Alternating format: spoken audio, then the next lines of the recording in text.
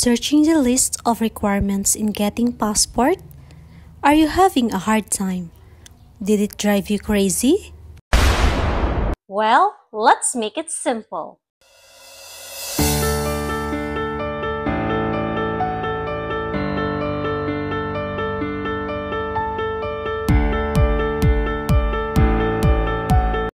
Hello everyone, mga gwapo and gwapa. Welcome back to my channel. In this video, I'll be sharing with you the quick, easy, and simple ways to do for the list of requirements you have to prepare in getting your passport. So here are the basic requirements for adult for new application.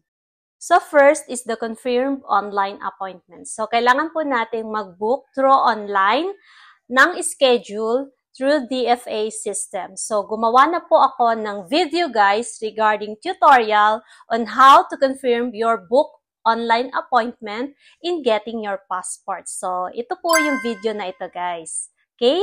So, if you haven't watched it guys, I will link down the link on the description box. Okay?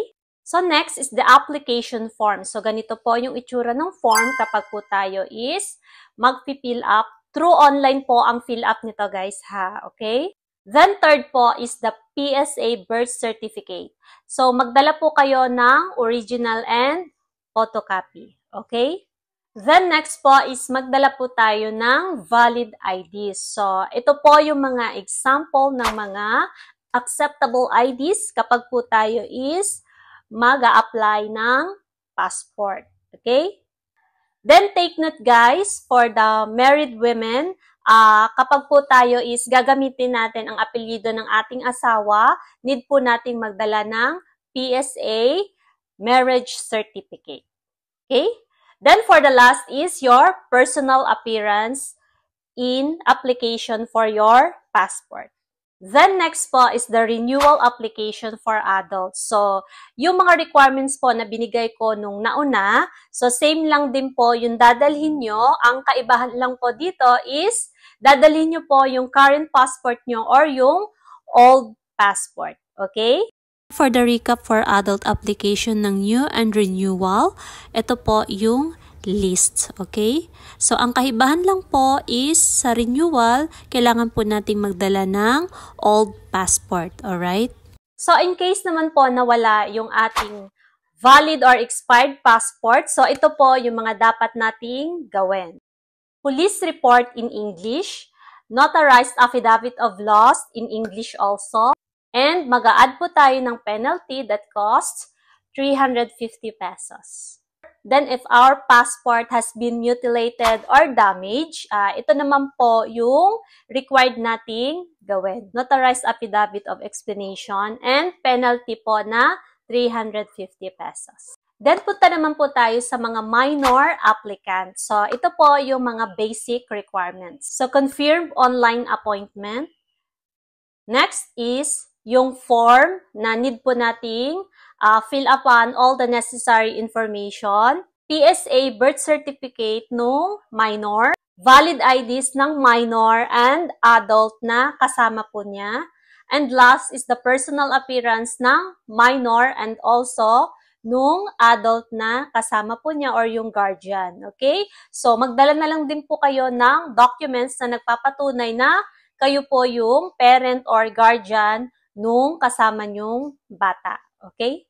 So, for the renewal application naman po ng minor is same lang din po sa ibinigay ko nung una na basic requirements doon sa new application ng minor. Ang kaibahan lang din po is dadalhin nyo po yung old passport or current passport nung minor applicant. Okay?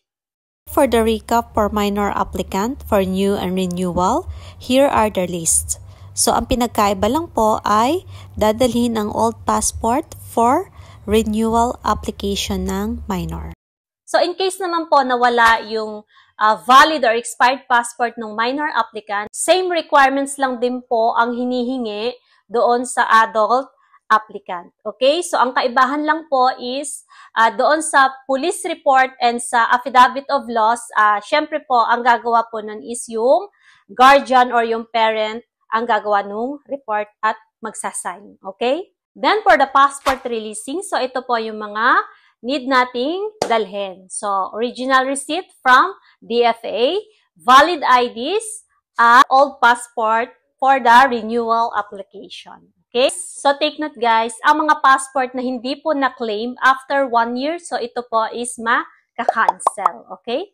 So, all the information that I have given to you regarding basic requirements of minor and adult applicant, you can check this sa website ni DFA System. So, I will link down on the description box yung website ni DFA. Okay?